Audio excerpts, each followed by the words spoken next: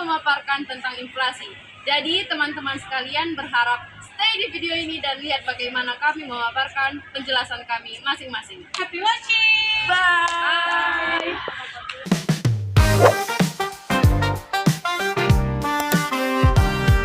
Menurut teman-teman, apa sih itu inflasi dan apa saja jenis-jenisnya? Mari kita simak pada video berikut. Inflasi adalah kenaikan suatu harga barang dan jasa secara terus-menerus pada waktu tertentu secara keseluruhan. Nilai uang menurun karena jumlah uang yang sama dapat membeli lebih sedikit barang daripada sebelumnya. Inflasi dapat dipengaruhi oleh berbagai faktor, termasuk biaya produksi, permintaan, atau gangguan pasokan. Lanjut, apa saja sih jenis-jenis inflasi? Pertama itu ada inflasi rendah atau creeping inflation, yang dimana kenaikan harga di bawah 10% per tahunnya. Yang kedua ada inflasi sedang atau galloping inflation, yaitu kenaikan harga antara 10% sampai dengan 30% per tahunnya. Yang ketiga ada inflasi berat atau high inflation, yaitu kenaikan harga antara 30% sampai dengan 100% per tahunnya. Yang keempat ada inflasi sangat berat atau hyperinflation, yaitu kenaikan harga antara 100% per tahunnya.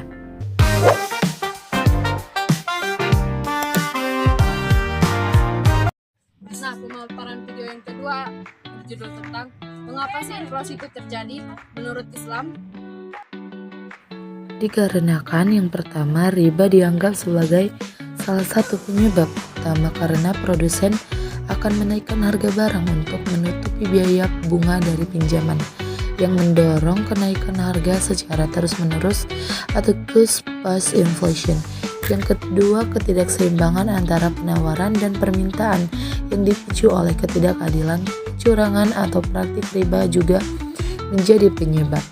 Yang ketiga, peningkatan jumlah uang beredar yang tidak seimbang dengan pertumbuhan produksi barang dan jasa, serta kebijakan moneter yang ekspansif dapat memicu inflasi.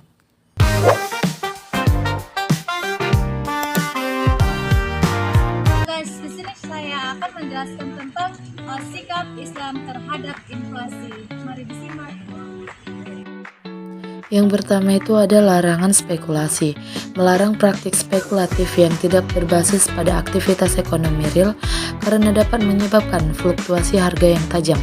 Yang kedua, penerapan zakat, menggunakan zakat sebagai mekanisme redistribusi kekayaan untuk mengurangi kesenjangan ekonomi dari meningkatkan daya beli masyarakat miskin.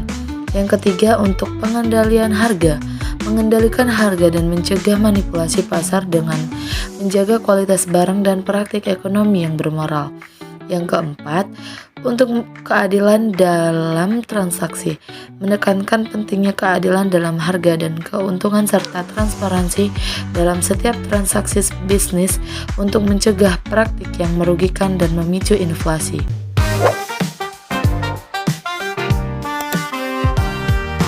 Di sini saya akan menjelaskan tentang bagaimana Islam mengatasi inflasi. Baik untuk teman-teman, tolong disimak ya video untuk ini. Cara Islam mengatasi inflasi melalui kombinasi prinsip moneter syariah, kebijakan fiskal yang adil, dan perubahan perilaku masyarakat untuk menciptakan stabilitas ekonomi. Solusi-solusi tersebut meliputi penerapan sistem bebas riba, penggunaan emas dan perak sebagai standar nilai, mendorong produksi, mengendalikan spekulasi dan penimbunan, serta memastikan distribusi kekayaan yang merata melalui instrumen seperti zakat dan wakaf.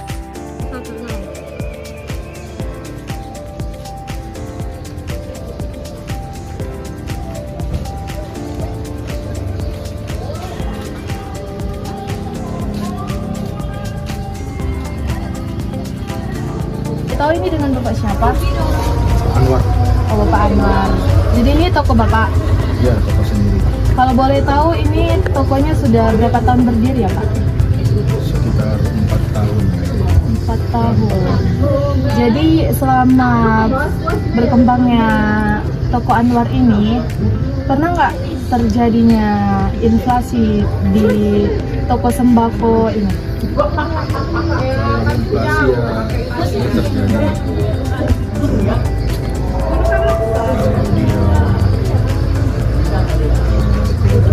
Yang terjadi inflasi pastinya pembeli atau masyarakat tetap harus beli ya, karena itu kebutuhan pokok.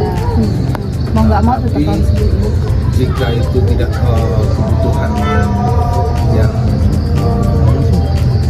pokok, ya mungkin dikuranginya jumlah belanja seperti itu. Oh, gitu.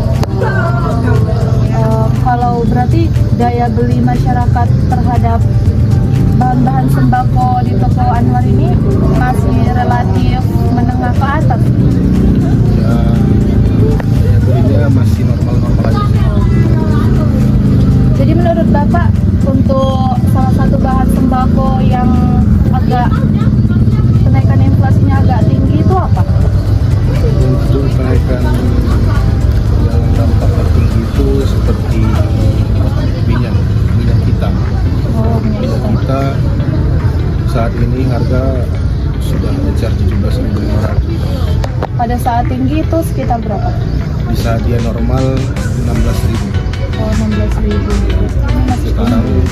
karena harga tinggi, barang pun nggak ada, makanya harga tinggi kan. Selain itu nggak ada ya Pak? Kalau untuk sembako ya normal-normal.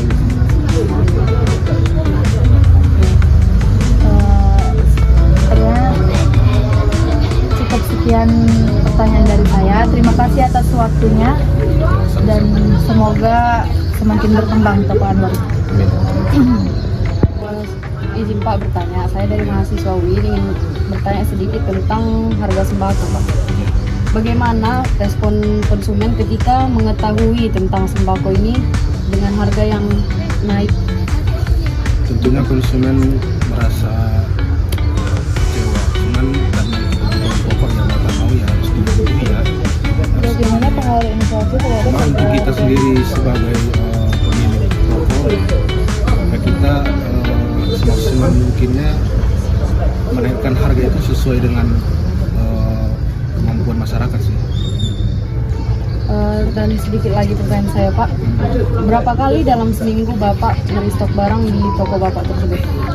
Jika itu barang-barang seperti minyak goreng, barang-barang yang kebutuhannya selalu berputar setiap hari, pastinya dia setiap hari masuk. Tapi kalau dia barang-barang yang ada distributornya di sini, ya sekali-kali dia akan berproses. Terima kasih Pak ya. Ingin bertanya tentang inflasi untuk terhadap toko ini Pak.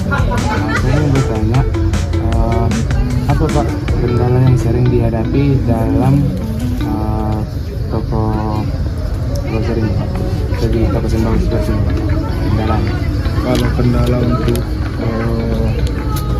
menjual barang ke konsumen itu kendalanya sih banyak. Sekarang toko-toko banyak yang buka, sementara daya beli masyarakat itu berkurang.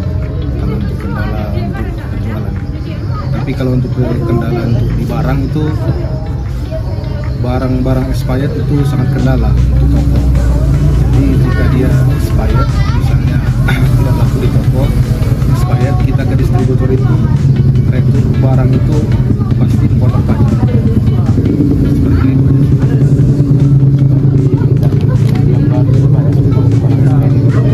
Untuk mengganti nggak semua distributor punya wewenang untuk mengganti barang yang expired, hanya sebagian aja distributor yang bisa mengganti barang yang rusak.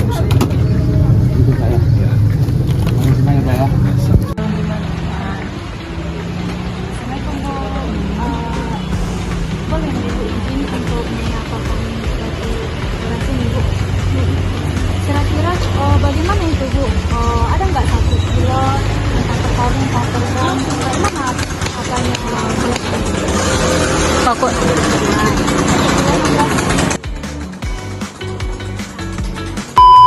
Nah, jadi itulah video pemaparan kami yang dapat kami sampaikan.